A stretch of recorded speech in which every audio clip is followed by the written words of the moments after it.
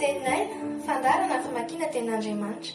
Arahinao eto amin'ny Aki Radio isan'andro amin'ny 12 ora sasany atoandro.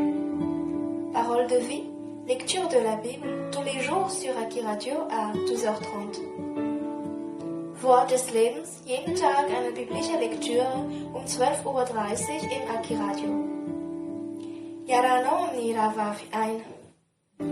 Tenaina, teny mahavelona.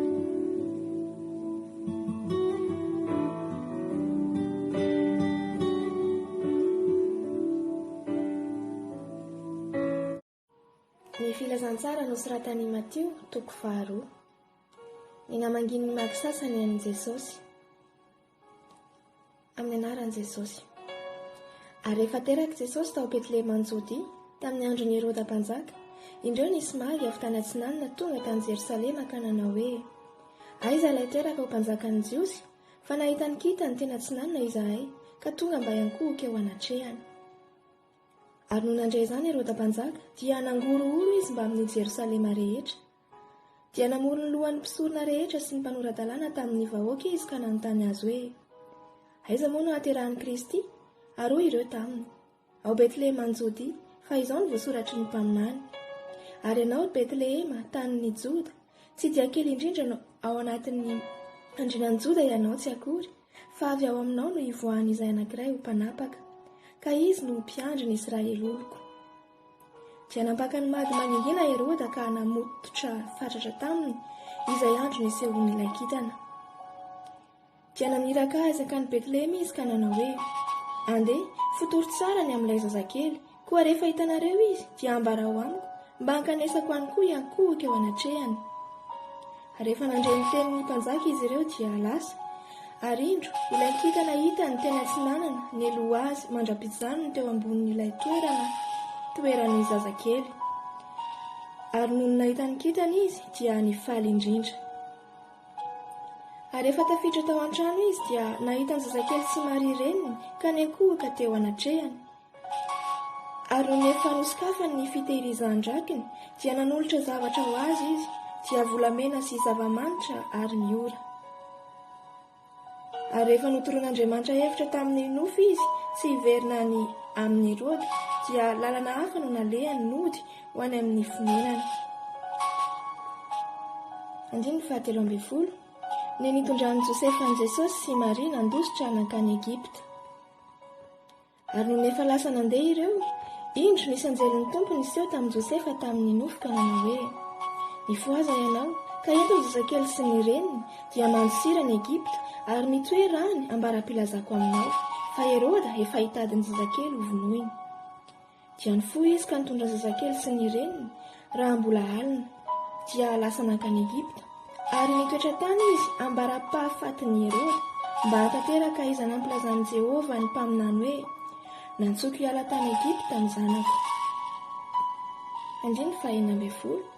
Ny nampamonoan'i Herôda ny zazakely tao Betlehema. Ary nefa fantatra Herôda fa voafitaky ny magy izy, dia tezitra indrindra izy ka naniraka namono ny zazalahy rehetra hatramin'ny 2 taona no midiny, izay tao Betlehema sy tamin'ny manodidina rehetra, araka ny andro izay nofotorany fatratra tamin'ny magy. Dia tanteraka izay nampilazaina an'i Jeremia mpaminany hoe: nisy feo re tao Rama, dia fidradradradrana sy fitomanina fatratra, Rahely no nitomaniny zanany, ary tsy azo nampiononiny izy satria lany ritra ireny. 17. Ny nitondran'i Josefa ny Jesosy sy Maria niverina tao Nazareta. Ary rehefa maty Herôda, indro nisy anjelin'ny tompony iseho tamin'i Josefa tany Egipta tamin'ny nofo ka nanao hoe: nifoaza ianao, ka eto ny zazakely sy ny reniny dia mankanesa any amin'ny tanin'ny Israely, fa efa maty izay nitady ny ain'ny zazakely. Dia nifoha izy ka nitondra ny zazakely sy ny reniny, dia tonga tany amin'ny tanin'ny Israely.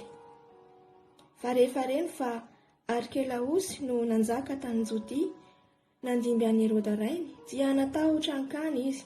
Ary rehefa notoron'Andriamanitra hevitra tamin'ny nofo izy, dia lasa nankany amin'ny tany Galilea.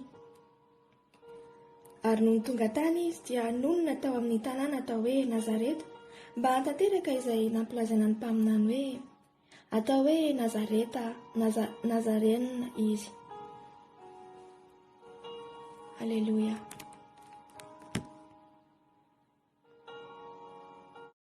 L'Évangile selon Matthieu, chapitre 2. Enfance de Jésus-Christ, les mages à Bethléem, Hérode. Au nom de Jésus. Jésus étant né à Bethléem en Judée, au temps du roi Hérode, voici des mages d'Orient arrivèrent à Jérusalem et dirent: Où est le roi des Juifs qui vient de naître? Car nous avons vu son étoile en Orient, et nous sommes venus pour l'adorer. Le roi Hérode, ayant appris cela, fut troublé et tout Jérusalem avec lui. Il assembla tous les principaux sacrificateurs et les scribes du peuple, et il s'informa auprès d'eux où devait naître le Christ. Ils lui dirent: À Bethléem en Judée, car voici ce qui a été écrit par le prophète. Et toi, Bethléem, terre de Juda, tu n'es certes pas la moindre entre les principales villes de Juda, car de toi sortira un chef qui paîtra Israël, mon peuple. Alors Hérode fit appeler en secret les mages, et s'enquit soigneusement auprès d'eux depuis combien de temps l'étoile brillait. Puis il les envoya à Bethléem en disant: Allez et prenez des informations exactes sur le petit enfant, car quand vous l'aurez trouvé, faites-le moi savoir, afin que j'aille aussi moi-même l'adorer.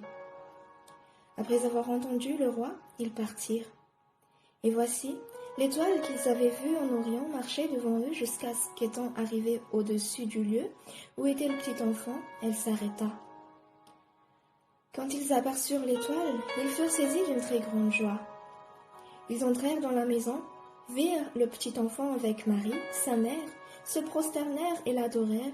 Ils ouvrèrent ensuite leur trésor et lui offrirent en présent de l'or, de l'encens et de la myrrhe.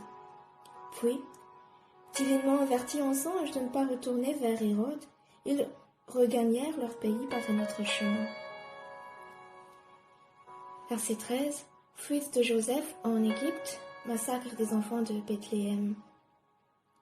Lorsqu'ils furent partis, voici un ange du Seigneur apparut en songe à Joseph et dit: Lève-toi, prends le petit enfant et sa mère, fuis en Égypte et reste-y jusqu'à ce que je te parle, car Hérode cherchera le petit enfant pour le faire périr. Joseph se leva, prit de nuit le petit enfant et sa mère et se retira en Égypte. Il y resta jusqu'à la mort d'Hérode, afin que s'accomplisse ce que le Seigneur avait annoncé par le prophète: J'ai appelé mon fils hors d'Égypte. Alors Hérode, voyant qu'il avait été joué par les mages, se mit dans une grande colère, et il envoya tuer tous les enfants de 2 ans et au-dessous, qui étaient à Bethléem et dans tout son territoire, selon la date dont il s'était soigneusement enquis auprès des mages. Alors s'accomplit ce qui avait été annoncé par Jérémie le prophète. On a entendu des cris à Rama, des pleurs et de grandes lamentations. Rachel pleure ses enfants et n'a pas voulu être consolée parce qu'ils ne sont plus. Verset 19. Mort d'Hérode, retour de Joseph et son établissement à Nazareth. Quand Hérode fut mort, voici un ange du Seigneur apparut en songe à Joseph en Égypte et dit: Lève-toi, prends le petit enfant et sa mère et va dans le pays d'Israël, car ceux qui ont voulu à la vie du petit enfant sont morts. Joseph se leva, prit le petit enfant et sa mère et alla dans le pays d'Israël. Mais ayant appris qu'Archélaüs régnait sur la Judée à la place d'Hérode, son père, il craignit de s'y rendre, et divinement averti en songe, il se retira dans le territoire de Galilée, et vint demeurer dans une ville appelée Nazareth, afin que s'accomplisse ce qui avait été annoncé par les prophètes: il sera appelé Nazaréen. Alléluia.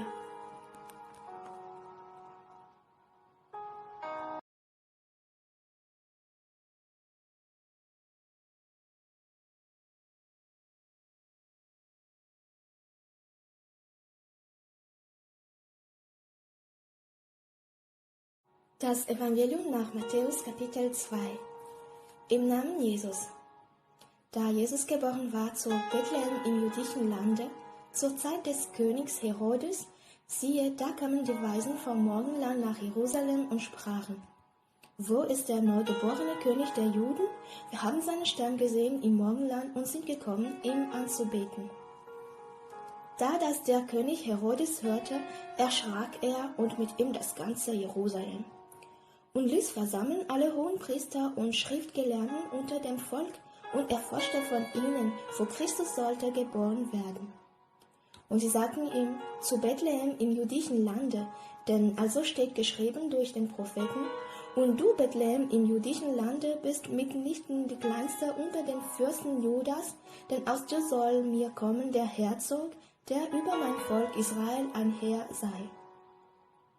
Da berief Herodes die Weisen heimlich und erlernte mit Fleiß von ihnen, wann der Stern erschienen wäre, und wies sie gen Bethlehem und sprach, ziehet hin und forschet fleißig nach dem Kindlein. Wenn ihr es findet, so sagt's mir wieder, dass ich auch komme und es anbete. Als sie nun den König gehört hatten, zogen sie hin, und siehe, den Stern, den sie morgenlang gesehen hatten, ging vor ihnen hin, bis dass er kam und stand oben über, da das Kindlein war. Da sie den Stern sahen, wurden sie hoch erfreut und gingen in das Haus und fanden das Kindlein mit Maria, seiner Mutter, und fielen nieder und beteten es an und taten ihre Schätze auf und schenkten ihm Gold, Weinrauch und Myrrhe. Und Gott befahl ihnen im Traum, dass sie sich nicht sollten wieder zu Herodes lenken, und sie zogen durch einen anderen Weg wieder in ihr Land. Da sie aber hinweggezogen war, siehe, da erschien der Engel des Herrn dem Josef im Traum und sprach, steh auf und nimm das Kindlein und seine Mutter zu dir und flieh nach Ägyptenland und bleib da, bis ich dir sage, denn es ist vorhanden, dass Herodes das Kindlein suche, dasselbe umzubringen. Und er stand auf und nahm das Kindlein und seine Mutter zu sich bei der Nacht und entfährt nach Ägyptenland. Und blieb allda bis nach dem Tod des Herodes, auf das erfüllt würde, was der Herr durch den Propheten gesagt hat, der da spricht, aus Ägypten habe ich meinen Sohn gerufen. Da Herodes nun sah, dass er von den Weisen betrogen war, ward er sehr zornig und schickte aus und ließ alle Kinder zu Bethlehem töten und an seinen ganzen Grenzen, die da 2-jährig und darunter waren, nach der Zeit, die er mit Fleiß von der Weisen erlernt hatte. Da ist erfüllt, was gesagt ist von dem Propheten Jeremia, der da spricht, auf dem Gebirge hat man ein Geschrei gehört, viel Klagens, Weinens und Heulens. Rahel beweinte ihre Kinder und sollte sich nicht trösten lassen, denn es war aus mit ihnen. Da aber Herodes gestorben war, siehe, da erschien der Engel des Herrn dem Josef im Traum im Ägyptenland und sprach, steh auf und nimm das Kindlein und seine Mutter zu dir und zieh hin in das Land Israel, sie sind gestorben, die dem Kinde nach dem Leben standen. Und er stand auf und nahm das Kindlein und seine Mutter zu sich und kam in das Land Israel. Da er aber hörte, dass Archelaus im jüdischen Lande König war, anstatt seines Vaters Herodes, fürchtete er sich, dahin zu kommen. Und im Traum empfing er Befehl von Gott und zog in die Örter des galiläischen Landes und kam und wohnte in der Stadt, die da heißt Nazareth, auf das erfüllt würde, was da gesagt ist. Ny filazantsara ny Matio toko 7, ny nataony izao no nampanao batisa amin'ny anaran'i Jesosy. Ary tamin'izany andro izany dia nisy eo Jaona nampanao batisa nitory tany an'efitra Jodiana nanao hoe, mibebay ianareo fa efa akaiky ny fanjakan'ny lanitra. Fa izy no ilay nampilazain'i Isaia mpaminany hoe, injany misy feony miantso mafy any an'efitra hoe, amboariny lalan'i Jehovah, ataovy mahitsy ny lalan-kalehany. Ary ny fitafian'izany Jaona izany dia lamba volon-drameva, ary fehin-kibototra no tamin'ny valahany, ary ny fihinany dia valala sy tantely remby. Ary Jerosalema sy Jody rehetra amba amin'ny tany rehetra amoron'ny Jordana dia nivoaka nakany amin'ny Jaona, ka nataony batisa tao amin'ny Jordana ireny rehefa niaiky ny fahotana. Fa no nahita ny fariseo sy ny sadoseo maro nanantona ny batisana izy dia hoy izy taminy, ry taranaiky ny mena rano, iza nanoro-hevitra anareo handositra ny fahatezerana ho avy? Koa mamoaza vo mendrika ny fibebahana ianareo, ary aza manao anakampo hoe, manana ny Abrahama ho rainay izahay, fa lazaiko aminareo fa Andriamanitra mahay manangana zanaka ho an'i Abrahama avy amin'ireto vato ireto. Ary indro, efa mipetraka eo amin'ny fototry ny hazo ny sahady ny famaky, koa ny hazo rehetra izay tsy mamovo tsara dia ho kapaina ka hatsipy any anaty afo. Izaho dia manao batisa anareo amin'ny rano amin'ny fibebahana, fa ilay avy ao aorianako no mahery noho izao, ka tsy miendrika hitondra ny kapany aho aho, izy no hanao batisa anareo amin'ny fanahy masina sy ny afo. Eny an-tanany ny fikororoana, ary izy anadio tsara ny eo ampamoloana ka hanangona ny variny ho any an-tsompotra, fa ny akofa sy ny mololo dorany amin'ny afo tsy mety maty. 13 ny nanaovan'i Jaona batisa an'i Jesosy. Ary tamin'izay, Jesosy dia avy tany Galili ka tonga teo amoron'i Jordana, dia nanantona an'i Jaona izy mba ataony batisa. Fa Jaona nandahy azy ka nanao hoe, izao no tokony ataonao batisa, ka ianao indray va no mankaty amiko? Fa namaly Jesosy ka niteny taminy hoe, ekeo ihany ankehitriny, fa izao no mety amintsika hahatanteraka ny fahamarinana rehetra. Ka dia nekeny izy. Ary vao natao batisa Jesosy, dia niakatra avy teo amin'ny rano niaraka tamin'izay izy, ary indro nisokatra taminy ny lanitra, ary hitany ny fanahin'Andriamanitra nidina tahaka ny voromailala ka nankeo amboniny. Ary inzao nisy feo avy tany an-danitra nanao hoe, ity ny zanako malalaka izay sitrako. L'Évangile selon Matthieu, chapitre 3. Prédication de Jean-Baptiste au nom de Jésus. En ce temps-là, parut Jean-Baptiste prêchant dans le désert de Judée. Il disait, « Repentez-vous, car le royaume des cieux est proche. » Jean est celui qui avait été annoncé par Ésaïe, le prophète, lorsqu'il dit, « C'est ici la voix de celui qui crie dans le désert, préparez le chemin du Seigneur, aplanissez ses sentiers. » Jean avait un vêtement de poil de chameau et une ceinture de cuir autour des rangs.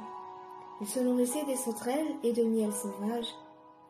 Les habitants de Jérusalem, de toute la Judée et de tout le pays des environs du Jourdain se rendaient auprès de lui.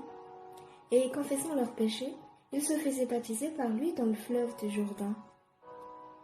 Mais voyant venir à son baptême beaucoup de pharisiens et de sadducéens, il leur dit, « Race de vipères, qui vous a appris à fuir la colère à venir? Produisez donc de fruits dignes de la repentance, et ne prétendez pas dire en vous-même, nous avons Abraham pour père, car je vous déclare car de ces pierres-ci, Dieu peut susciter des enfants à Abraham. Déjà la cognée est mise à la racine des arbres, tout arbre donc qui ne produit pas de bons fruits sera coupé et jeté au feu. Moi, je vous baptise d'eau pour vous amener à la repentance, mais celui qui vient après moi est plus puissant que moi, et je ne suis pas digne de porter ses souliers. Lui, il vous baptisera du Saint-Esprit et de feu. Il a son vanne à la main, il nettoiera son aire et il amassera son blé dans le grenier, mais il brûlera la paille dans un feu qui ne s'éteint point. Verset 13, baptême de Jésus-Christ. Alors, Jésus vint de la Galilée au Jourdain vers Jean pour être baptisé par lui. Mais Jean s'y opposait en disant, « C'est moi qui ai besoin d'être baptisé par toi et tu viens à moi. » Jésus lui répondit, « Laisse faire maintenant, car il est convenable que nous accomplissions ainsi tout ce qui est juste. » Et Jean ne lui résista pas plus. Dès que Jésus eut été baptisé, il sortit de l'eau. Et voici, les cieux s'ouvrirent et il vit l'Esprit de Dieu descendre comme une colombe et venir sur lui. Et voici, une voix fit entendre des cieux ces paroles, « Celui-ci est mon Fils bien-aimé, en qui j'ai mis toute mon affection. » Alléluia.